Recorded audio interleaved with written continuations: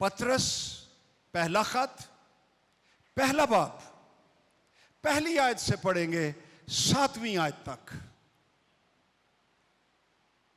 सब निकाल लीजिए हवाला। पतरस की तरफ से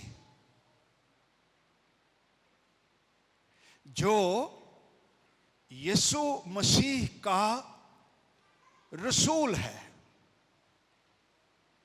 उन मुसाफिरों के नाम जो पंतुस, गलतिया, कप्पदूकिया, आसिया और बथुनिया में जा बजा रहते हैं और खुदा बाप के इल्म साबिक के मुआफिक रूह के पाक करने से फर्मा बरदार होने और यीशु मसीह का खून छिड़के जाने के लिए बरगुजीदा हुए हैं, यानी चुन लिए गए हैं। खुदा बाप के इल्म साबिक के मुआफिक चुन लिए गए हैं ईमानदार। किस बात के लिए? कि वो रूह के पाक करने से फर्माबरदार हो जाएं। रूहुल कुद्स हमें पाक करता है और जब हम पाक हो जाते हैं उसकी बड़ी निशानी यह है कि ईमानदार फर्माबरदारी करनी शुरू कर देता है, ताबेदारी उसमें आ जाती है। और इसलिए भी हम बरगुजीदा हुए हैं, चुन लिए गए हैं कि यीशु का खून हम पर छिड़का जाए मुसलसल, क्योंकि यीशु का खून हमारी हिफाजत, हमारा दिफा, हमारे लिए कुदरत, हमें पाक करता। इब्लीस और बदरूहें हमारे करीब नहीं आ सकती जब हम यीशु मसीह के खून में छिपे हुए हैं। हालेलुया। यह पहला पैसेज हमने पढ़ा। फिर लिखा है 3री आयत, हमारे खुदावंद यीशु मसीह के खुदा और बाप की हम्द हो। हालेलुया। हम कहते हैं ना, आओ उसकी हम्द करें, आओ उसकी प्रस्तुति करें। पतरस रसूल लिखता है, हमारे खुदावंद यीशु मसीह के खुदा और बाप की हम्द हो। इसका एक सबब है, उसकी क्यों हम्द हो। आगे लिखा है, जिसने यीशु मसीह के मुर्दों में से जी उठने के बायस अपनी बड़ी रहमत से, मर्सी, अबंडेंट मर्सी, कसरत से रहम, यीशु के मुर्दों में से जी उठने के बायस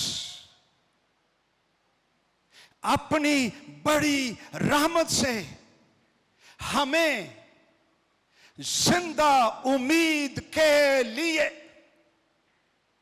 क्या किया है? नए सिरे से। किसे? हमें यीशु के मुर्दों में से जी उठने के बायस खुदा ने हम पर रहम किया है, फजल किया है, तरस खाया है, हमें ढूंढा है और रूहुल कुद्स हम पर नाज़िल किया है और हमें नए सिरे से पैदा कर दिया है और अब हमारे अंदर जिंदा उम्मीद रहती है। हालेलुया। जोरदार तालियां खुदा बाप के लिए। हालेलुया, ग्लोरी, जोरदार तालियां खुदा बाप के जलाल के लिए।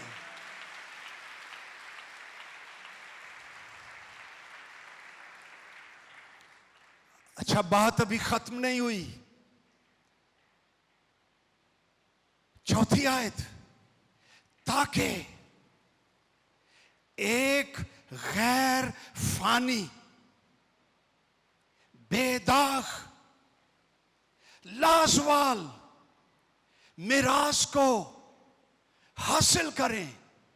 हालेलुया, ये मिरास तुम्हारे लिए, तुम्हारे वास्ते, जो खुदा की कुदरत से, ईमान के वसीले से, उस निजात के लिए जो आखिरी वक्त में जाहिर होने को तैयार है। निजात मिली भी हुई है, निजात हमें मिल भी रही है, और निजात हमें मिलेगी भी। आखिरी वक्त में जो निजात हमें मिलेगी, हिफाजत किए जाते हो आसमान पर महफूज है। कौन सी चीज महफूज है आसमान पर?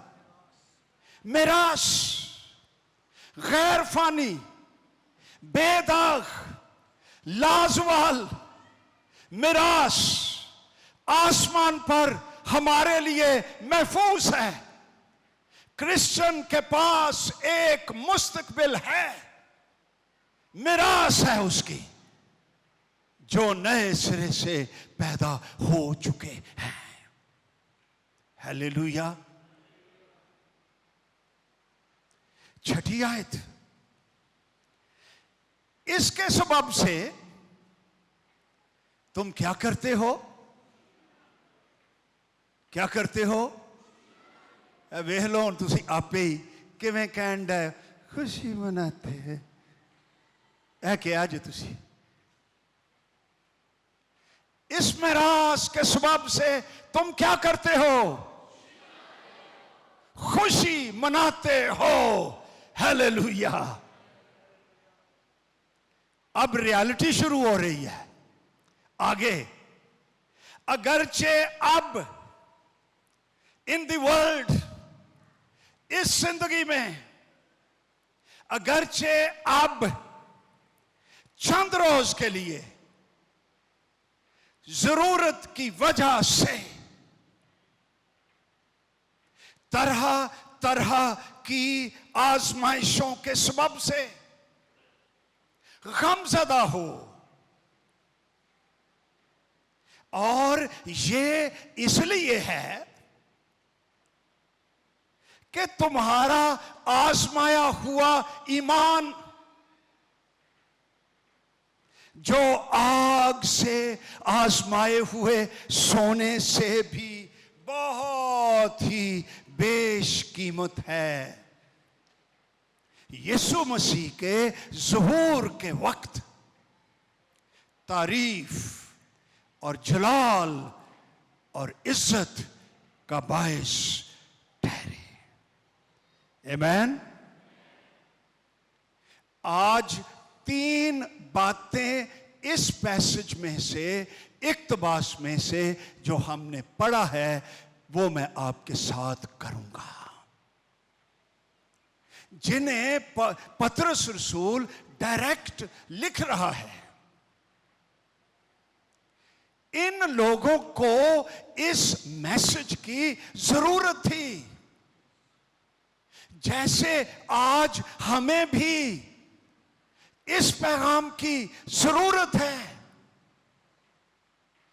उन जैसे हालात आज हम में से भी ईमानदारों के हो सकते हैं, और जिस मैसेज ने उनको तसल्ली दी, वही मैसेज आज हमें भी तसल्ली देने की ताकत रखता है। इनके हालात कैसे थे। आओ इसी खत में पढ़ें, क्योंकि पतरस रसूल उनकी तरफ इशारा करता है कि उनकी जिंदगी के हालात कैसे थे। आओ पढ़ें। सबसे पहले देखिए, ये 6ठी आयत में ही हमने पढ़ लिया है कि वो तरह तरह की आजमाइशों के सबब से गमज़दा थे। फिर देखिए दूसरे बाब की 19 और 20 आयत, क्योंकि अगर कोई खुदा के ख्याल से बेइंसाफी के बायस दुख उठाकर तकलीफों की बर्दाश्त करे, इसका मतलब है पतरस रसूल जिनको खत लिख रहा था उनमें से बाज के साथ बेइंसाफी हो चुकी थी और इसकी वजह से वो दुख उठा रहे थे। और फिर पढ़िए 4थे बाब की पहली आयत, लिखा है, बस जबकि मसीह ने जिस्म के एतबार से दुख उठाया तो तुम भी ऐसा ही मिजाज इख्तियार करके हथियार बंद बनो, क्योंकि जिसने जिस्म के एतबार से दुख उठाया उसने गुनाह से फरागत पाई। ये लोग दुखों में थे, गुनाह के साथ समझौता नहीं कर रहे थे, बल्कि दुख में मसीह में गुनाहों से फरागत पा रहे थे। 12वीं आयत देखिए, ए प्यारो, 4थे बाब की 12वीं आयत, जो मुसीबत की आग तुम्हारी आजमाइश के लिए तुम में भड़की है। वो मुसीबत में थे, ये समझकर उससे ताज्जुब ना करो कि ये एक अनोखी बात हम पर वाक़ हुई है। दुनिया में क्रिश्चियन के लिए जूं जूं वो मसीह में चलता है, बढ़ता है, गहरा होता है, पाक जिंदगी गुजारने का तहैया किए रखता है, दुख उसका पीछा जरूर करते रहेंगे। 13वीं आयत कहती है, बल्कि मसीह के दुखों में जूं जूं शरीक हो, क्या करो? फिर वेख्या ना, खुशी ते कड़ेच हो जाता काम। क्या करो? खुशी करो। क्यों? ताकि उसके जलाल के ज़ुहूर के वक्त भी नहायत खुश व खुर्म हो। 16वीं आयत, लेकिन अगर मसीही होने के बायस, बिकॉज यू आर क्रिश्चियन, कोई शख्स दुख पाए तो शर्माए नहीं, बल्कि इस नाम के सबब से क्या करे? खुदा की तमजीद करे। क्रिश्चियन होने के बायस अगर तेरी तरक्की नहीं हो रही, तुझे धकेला जा रहा है, तेरे साथ डिस्क्रिमिनेशन हो रहा है, तुझे जगह नहीं मिल रही, तुझे प्रमोट नहीं किया जा रहा, सिर्फ इस वजह से कि तू क्रिश्चियन है, तो खुश हो, खुर्म, शादमान हो, क्योंकि आसमान पर तेरा अजर बड़ा है। हालेलुया। इससे बड़ी इज्जत और क्या है कि मुझे क्रिश्चियन होने की वजह से सताया जाए। वो याद है अमाल की किताब में जब रसूल पकड़े गए थे, उन्हें मारा गया, यानी थाने में, आज की जुबान, रसूल पकड़े गए, उन्हें पीटा गया, उन्हें मारा गया, उन्हें कोड़े मारे गए। क्यों? इसलिए कि वो क्रिश्चियंस थे। पता है वो कैसे निकले थे? कभी पढ़ना अमाल की किताब में, ये नहीं हाय हाय बड़ी नाइंसाफी हुई है और ले होए मॉरिस ईमेल और साहबा नूं बई सानू किते हुण बाहर दा वीज़ा लवाउण। उनके अंदर मटीरियल फर्क था, वो खुदा की मर्जी पूरी करने के लिए मौजूद रहते थे। लिखा है वो उठे खुश होकर वहां से चले गए, ये कहते हुए कि यीशु के नाम की खातिर हम मार खाने के लायक निकले। हमें इस लायक समझा गया कि इन्हों मारो यीशु के नाम की खातिर। वाओ, कहने लगे इट्स अ ग्रेट ऑनर, बहुत बड़ी इज्जत है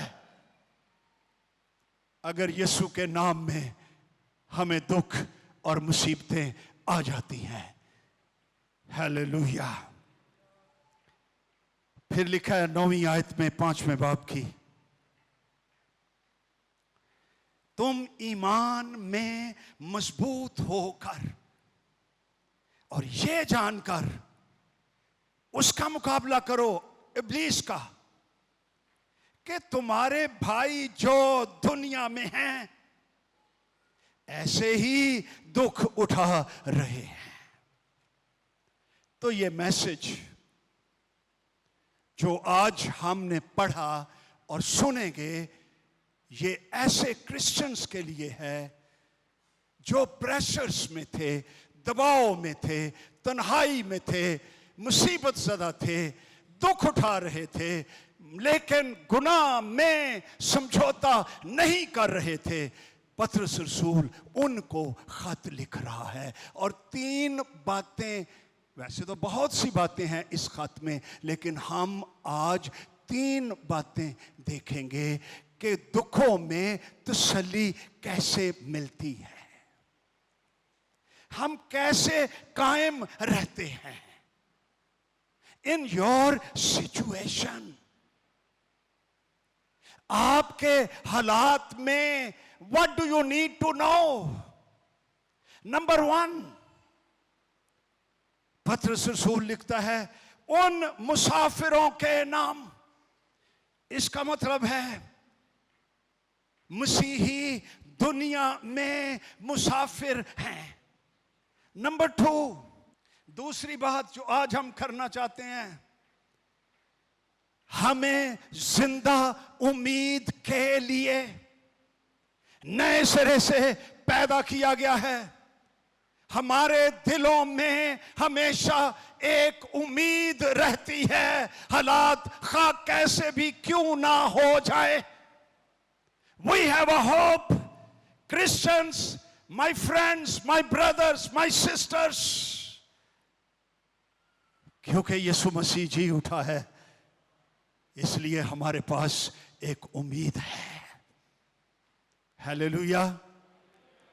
तीसरा पॉइंट जो आज हम करेंगे, तरह तरह की आजमाइशों के सबब से गमज़दा हो, ये इसलिए है कि तुम्हारा आजमाया हुआ ईमान जो आग से आजमाए हुए फानी सोने से भी बहुत बेशकीमत है, कि आजमाइशें, दुख, मुसीबतें ईमानदार के ईमान को मजबूत भी करती हैं और साफ सुथरा भी कर देती हैं। हालेलुया। ये 3 बातें ईमानदार को मुसीबतों में कायम रखती हैं। पहली बात, हम दुनिया में क्या है? मुसाफिर। यह आयत पहली में हमने पढ़ा, 17 आयत भी इस खत में कहती है अपनी मुसाफिरत का जमाना खौफ के साथ गुजारो। फिर दूसरे बाब की 11वीं आयत कहती है, ए प्यारो, मैं तुम्हारी मिन्नत करता हूं कि तुम अपने आप को परदेसी और मुसाफिर जानकर उन जिस्मानी ख्वाहिशों से परहेज करो जो रूह से लड़ाई रखती हैं। ये हवाले इस खत में हमें सिखाते, तालीम देते हैं क्रिश्चियंस को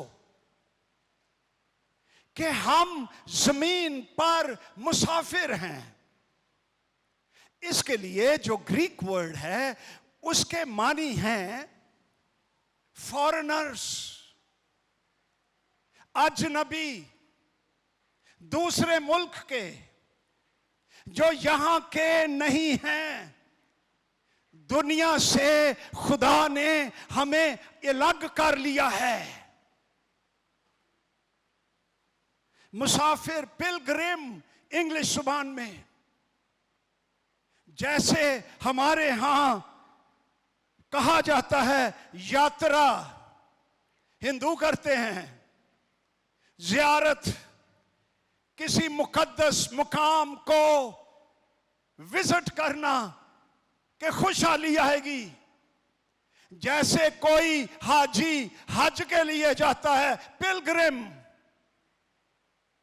मुकद्दस सफर, जायरीन, क्रिश्चियंस मुकद्दस सफर में हैं।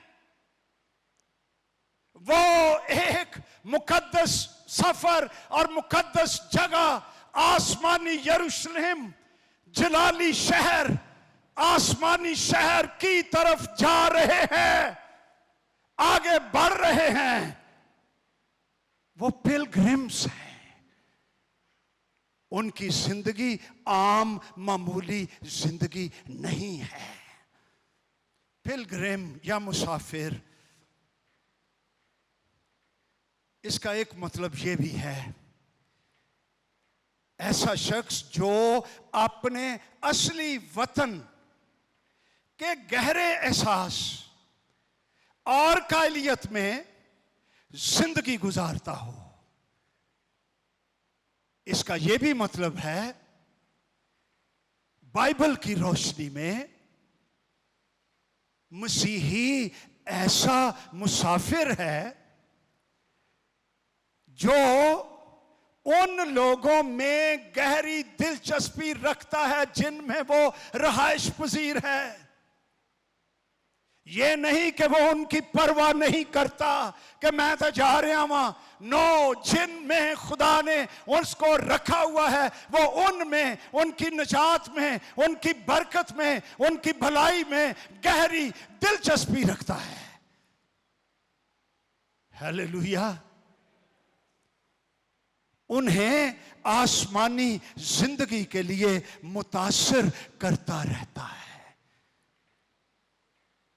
और इसके साथ अपने घर की तरफ सफर को जारी रखता है। जहां जहां वो अजनबी मुल्क में रहते हैं, वो ऐसे रहते हैं, उनका लाइफस्टाइल इस तरह का है, रवैये ऐसे हैं, वैल्यूज ऐसी हैं, फैसले ऐसे हैं, उनकी गुफ्तगू ऐसी है जैसे वो उनका मुल्क ना हो, वो तो कहीं जा रहे हैं। वो अपने इर्द गिर्द के लोगों की अब्दियत के लिए फिक्रमंद रहते हैं। वो आर्जी दुनिया से आलूदा नहीं होते, बल्कि अपना साफ और जिंदगी बख्श असर उन पर छोड़ते हैं और वो महसूस करते हैं जमीन उनका घर नहीं, उनका मुल्क आसमान पर है। हालेलुया। ये 2-3 दिन की बात है। बहन नैन्सी का जनाजा कब हुआ? 15 तारीख को। जो यहां नहीं थे, मैं उनको बताना चाहता हूं, हमारी बुजुर्ग प्यारी बहन नैन्सी खुदावंत में सो गई है। उनकी तदफीन, उनका जनाजा 15 जुलाई को इसी चर्च में इस जगह पर हुआ। बड़ी खिदमत थी उनकी। शायद मेमोरियल सर्विस पर ये बातें की जाएंगी। उनकी बॉडी यहां पड़ी हुई थी। मैंने मैसेज दिया और मैंने बताया लोगों को कि ये बहन नैन्सी नहीं है,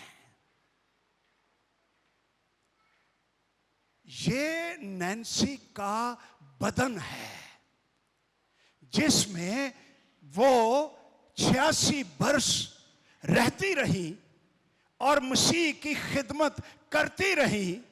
इसलिए हमने इस लाश पर, बदन पर फूल रखे हुए हैं और एहतराम के साथ कब्र में उतार देंगे, इस उम्मीद पर कि एक दिन यीशु मसीह नासरी आएगा नरसिंगे के साथ और ये बहन भी मुर्दों में से जी उठेगी और आसमान पर चली जाएगी। हालेलुया, जोर से बोलो हालेलुया। हम मुसाफिर हैं। We are waiting for the King of Kings। ए गल किते गहरी हो जाए ना, कई मुसीबतां साडियां मुक जान। फिलिपियों का खत निकालिए 3 बाब, पौलुस रसूल क्या कहता है, 20 और 21 आयत। जी क्या लिखा है वहां? फिलिपियों 3 बाब 20-21 आयत। मगर हमारा वतन, आओ सारे मिलकर पढ़े इस वाले को, मगर हमारा वतन आसमान पर है और हम एक मुनजी यानी खुदावंद यीशु मसीह के वहां से आने के इंतजार में हैं। वो क्या करेगा?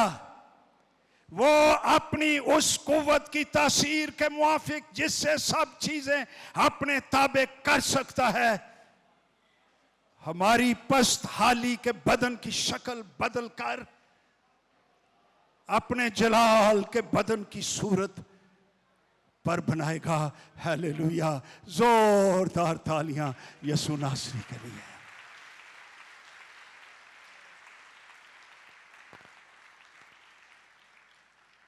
एक क्रिश्चियन फिर क्या है जमीन पर? उसका वतन कहां है? अच्छा, इसका सही तर्जुमा है our citizenship is in heaven. हमारा वतन, शहरियत, नेशनैलिटी, हमारी nationality, we are dual nationals.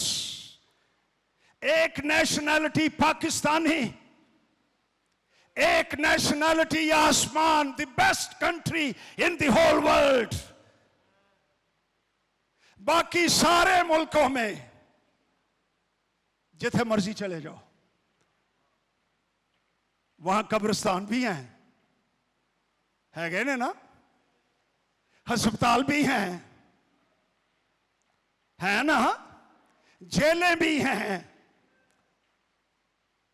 मौत भी आती है, खुदकुशियां भी होती हैं।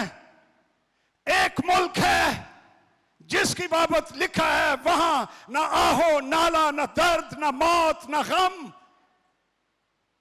ना वहां ब्लैकआउट, ना वहां लोड शेडिंग, ना वहां हॉस्पिटल्स, ना वहां जेलें, ना वहां बीमारियां, वहां जलाल ही जलाल। और वो मेरा और आपका वतन आसमान पर है, यीशु मसीह नासरी का मुल्क है। हालेलुया, हमारा वतन आसमान पर है। हम एक मुनजी, एक कोई, किन्ने मुनजी? एक। आसमान के नीचे, जमीन के ऊपर। वो क्या गा रहे थे भाई जी आप? बख्शा नहीं गया किसी और को यीशु जैसा नाम, एक ही निजात दहिंदा दुनिया के अंदर तमाम कौमों के लिए।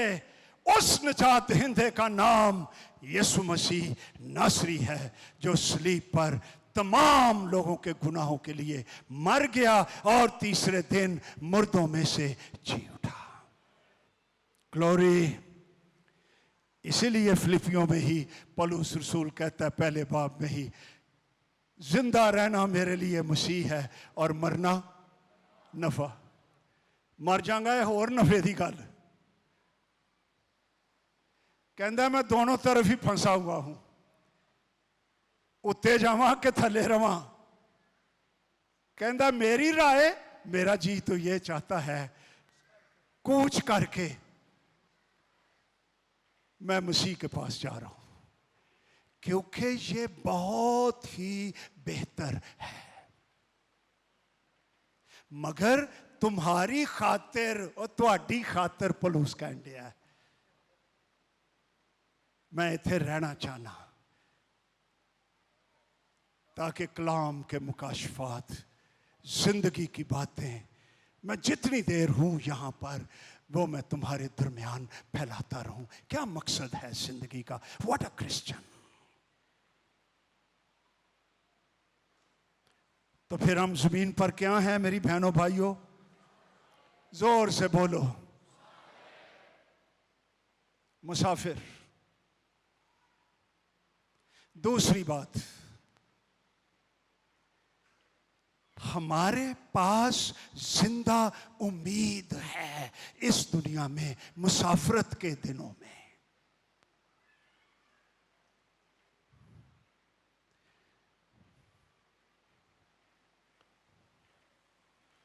कुलसियों के खत में लिखा हुआ है मसीह एक भेद है जिसका मुकाशफा गैर कौमों को भी दिया गया। ये पहले बाब की 27 आयत है कुलसियों।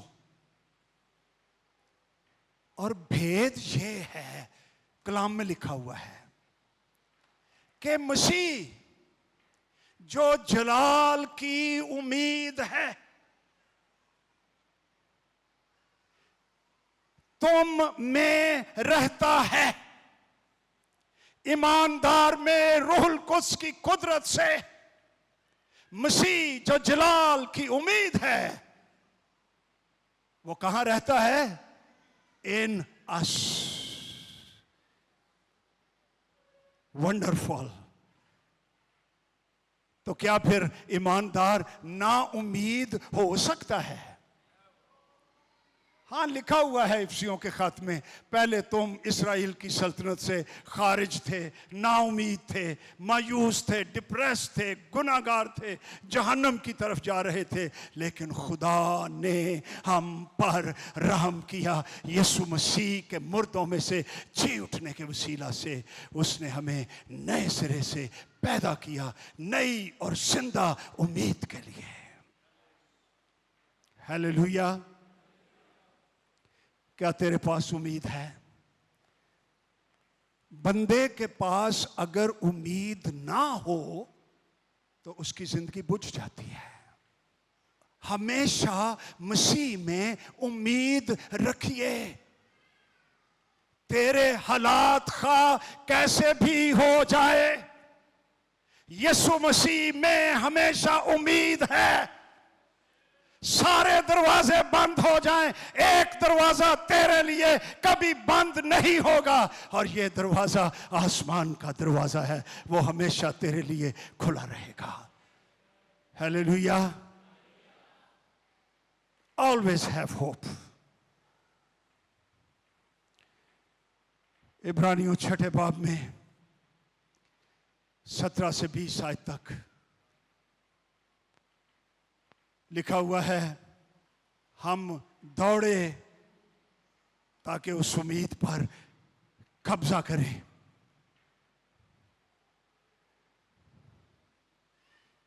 ये उम्मीद हमारी जान का ऐसा लंगर है।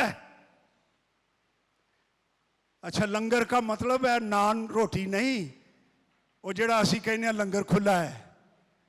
नो नो, ये लंगर वो नहीं है। यहां लंगर का मतलब है एंकर, जो शिप्स में, समुद्रों में, बड़े बड़े जहाजों के नीचे लगा होता है, भारी संगल।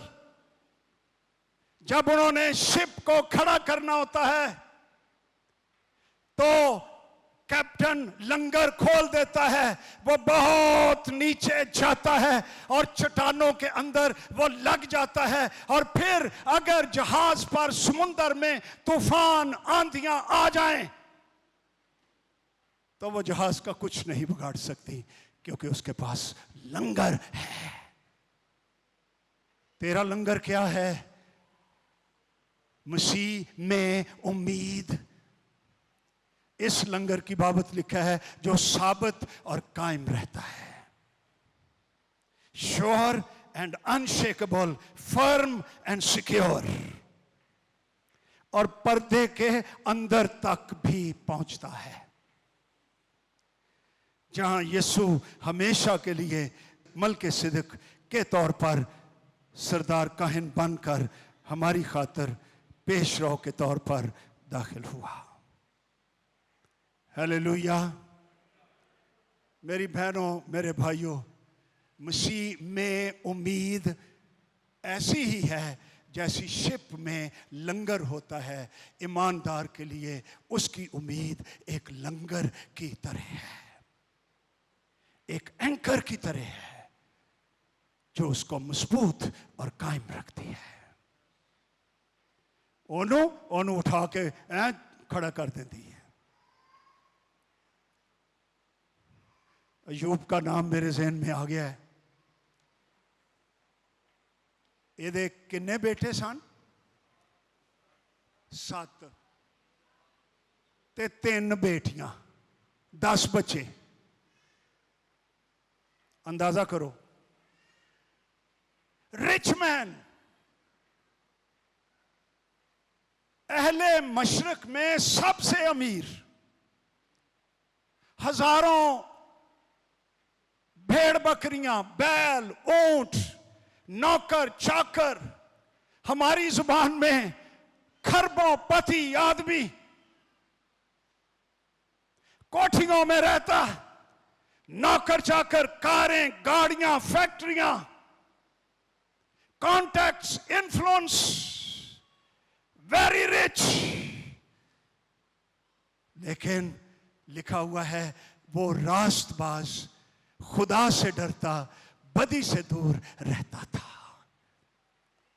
बहुत सारे दौलतमंदां च ए क्वालिटी नहीं होती। अब बात तो बड़ी लंबी है, टाइम बड़ा हो जाएगा। शैतान चला जाता है खुदा के पास, यही है ना गल। खुदा पूछता है तू किथों आया भाई? जमीन पर इधर उधर फिरता, ये साडे अल्ले विजिट मारदा जे, बड़ा मारदा। कई फस जाते हैं, कई नहीं फसते। खुदा ने बड़े फख्र के साथ कहा, क्या तूने मेरे बंदे अयूब पर गौर किया है? उसकी मानंद जमीन पर जो मुझसे डरता, मेरी इबादत करता, जमीन पर और कोई नहीं है। मैं अपने बंदे की बाबत प्राउड फील करता हूं। अच्छा, अयूब नूं नहीं पता उत्ते गल की हो रही है।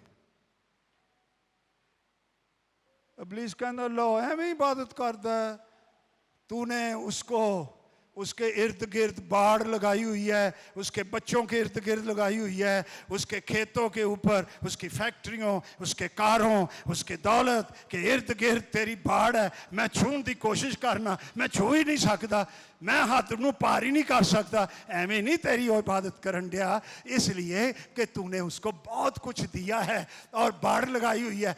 तो फिर तो सारे हालेलुया कर सकते हैं। खुदा कहता तू ये सोच रहा कि मेरी इबादत इसलिए करता है, यस और की है। खुदा कहता जा, I am proud of my servant. जो करना कर ले, लेकिन इसकी जान को तू छू नहीं सकता। आनन फानन तुम यूब की किताब पहले बाब च पढ़ सकते हो। कुश्ती आए, ओदे सारे मवेशी मर गए, ओदे बच्चे 10 दे 10 इको ही दिन ही मर गए। ਉਹਦਾ ਸਾਰਾ ਕੁਝ ਖਤਮ ਹੋ ਗਿਆ। ਤੇ ਖਬਰਾਂ ਲੈ ਕੇ ਆਏ अयूब दे कोल। मेरा ख्याल है अगर पाकिस्तान में होंदा तो पिटना शुरू, तो ओए होए खरे की इतने भावें लख कहते रहो, ओए शुक्र करो खुदावंद दे कोल चले गए। हाय हाय, वो नहीं, कोई भी नहीं सुनता, कोई नहीं सुनता। अयूब क्या कहता है? खुदावंद ने दिया, खुदावंद ने लिया, खुदावंद का नाम मुबारक हो। हालेलुया। क्या इबादत है, खुदा का दिल छुआ गया। वाह वाह, what a man I have. शैतान फिर चला गया।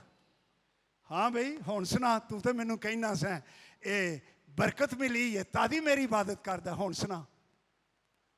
ठीक है, जान है ते जहान है, सेहत ते है ना, है तंदुरुस्त है। वो कह लेगा मैं होर कमा के फिर बना लांगा, कुछ ना कुछ तो है ना। इसलिए उसने कहा है खुदावंद ने दिया, खुदावंद ने लिया। जान ले हाँ जरा, फिर कह के बहाए हाँ जरा मैनू। खुदा ने कहा जा, he is my man, he is my man, you go and try. कहता लो हुणे तुहानू वहा देने। ऐ जनाब मारिया इबलीस ने, फोड़े ही फोड़े सारे जिस्म दे उत्ते। सुआह ते बह गया, ठीकरे ते बह गया, खुरकन लग पिया, तकलीफ। ते बीवी भी खिलाफ हो गई। बुआ जी कहती हैं डुब के मर, खुदा दी इबादत कर। तू की सानू मुसीबत पाई हो, आवे हुण की हो गया। कहता है तू बुआ नदान औरतों की सी बातें करती है। क्या हम खुदावंद के हाथ से सुख पाएं और दुख ना पाएं? चल जा, इस गल च मैं तेरी नहीं मननी। पादरियों सुन लो, एवं ना कही जाना पारी साहब ने कलाम दिता ही, चल हट जा हुण। कहता है कलाम नहीं हुण मैं भुलना। लै नमीस ध्यान नाल। क्या अयूब ने इनकार किया? इसके पास कोई उम्मीद ना रही। बीमार हो गया, फोड़े निकले, मरने को हो गया, गुर्दे फना हो गए। लिखा हुआ है पाक कलाम में, दोस्त छोड़ गए, बिल्कुल गुप्त तारीकी, बहरान, तन्हाई, रिजेक्शन, इल्जामात, नुक्ताचीनी, गलत थियोलॉजी ने आप पकड़ा। No friend at all. लेकिन ईमानदार के पास एक उम्मीद रहती है। इसको उम्मीद का मुकाशफा मिल गया। निकालो अयूब की किताब 19 बाब 25 आयत से। अयूब अब क्या कहता है? लेकिन मैं जानता हूं मेरा मखलसी देने वाला जिंदा है। हालेलुया। आखिरकार वो जमीन पर खड़ा होगा। अपनी खाल के इस तरह बर्बाद हो जाने के बाद भी मैं अपने इस जिस्म में से खुदा को देखूंगा, जिसे मैं खुद देखूंगा। मेरी ही आंखें देखेंगी, ना के बिगाना की। This is faith, this is hope. उम्मीद ने उसको उठा खड़ा कर दिया। उम्मीद हमारी जानों का ऐसा लंगर है जो पर्दे के अंदर तक भी पहुंचता है। हालेलुया। बाकी फिर आप जानते ही हैं, उन्हों की थियोलॉजी नूं उन्होंने खुदा ने चंगा रगड़िया। तुसीं की लगे हो? चलो जाके मेरे खादम दे अगे सॉरी करो। ते अयूब नूं क्या काका तू भी ना बिटर नहीं होना, चल तू उन्हां लई दुआ कर। ओए तुसी ਤੁਸੀਂ ਸੌਰੀ ਕਰੋ ਤੇ ਤੂੰ ਉਹਨਾਂ ਲਈ ਦੁਆ ਕਰ। What a God we have। फिर लिखा हुआ है खुदा ने अय्यूब की असीरी को बदल दिया। अय्यूब को जितना उसके पास पहले था ਉਹਦਾ ਕਿੰਨਾ ਦਿੱਤਾ? 2 ਚੰਦ। अच्छा बच्चे उन्हें भी नहीं कीते? मतलब कहो जी 2 चंद। मेरा ख्याल है यही बात होगी कि बच्चे उसके सामने जिंदा ही थे, लेकिन खुदा ने उसको फिर से 7 बेटे 3 बेटियां बख्श दी। और बेटियों के नाम लिखे हुए हैं। एक का नाम है जुमाइमा है, और ये तीनों ही मिस वर्ल्ड सजे। ये लिखा है कलाम च, उन जैसी खूबसूरत औरतें रूए ज़मीन पर और कोई नहीं थी। खुदा ने इस शख्स को बहाल कर दिया। और मेरी बहन, मेरे भाई, खुदा तुझे भी मुझे भी बहाल करने की कुदरत रखता है। हालेलुया। आओ तालियों के साथ खुदा की प्रस्तुति करें।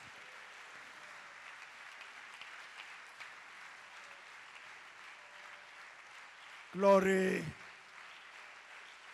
Glory, hallelujah.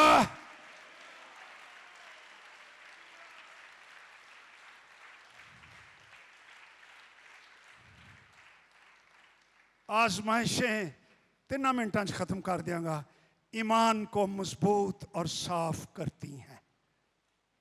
ये भी अपनी जगह के उत्ते बहुत बड़ा टॉपिक है। अगरचे अब चंद रोज के लिए जरूरत की वजह से तरह तरह की आजमाइशों, यहां पर लफ्ज, इसका मतलब है many coloured various kinds of आजमाइशें, रंग बिरंगियां आजमाइशां,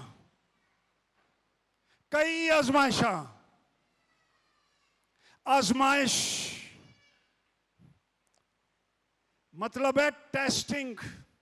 एक एदा मतलब है प्रोबेशन। नौकरी तो जदों लगो तो प्रोबेशनल पीरियड हुंदा है ना। किनू किनू पता है प्रोबेशनल पीरियड की हुंदा है? वो तुहानू सारिआं नू ही पता है। ये पीरियड काहदा हुंदा है? हैं? कोई बताएगा खड़ा होकर ये प्रोबेशनल पीरियड क्या है? हैं? ट्रायल। इसमें क्या करते हैं?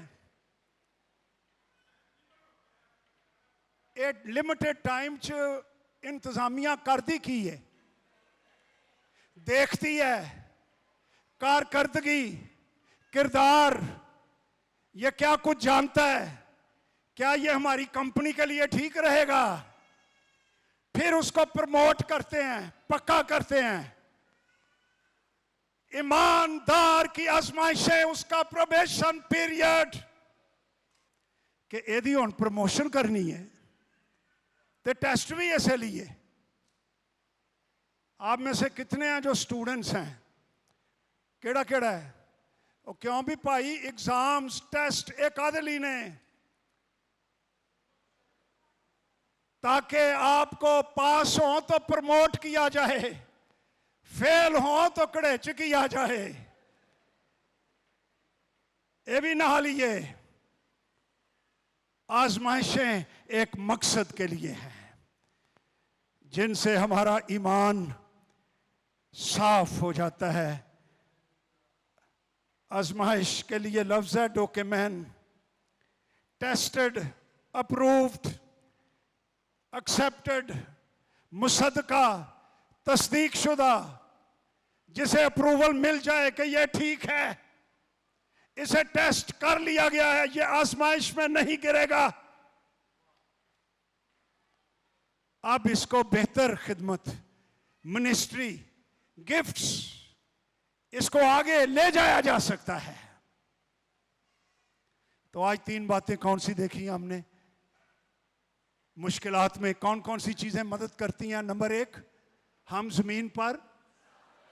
नंबर 2, जिंदा उम्मीद। नंबर 3, ਇਹ ਅਜ਼ਮਾਇਸ਼ਾਂ ਪ੍ਰੋਬੇਸ਼ਨਲ ਪੀਰੀਅਡ ਹੈ, ਠੀਕ ठाक रवो, कुछ नहीं हुंदा। यसु मसीह नासरी आने वाला है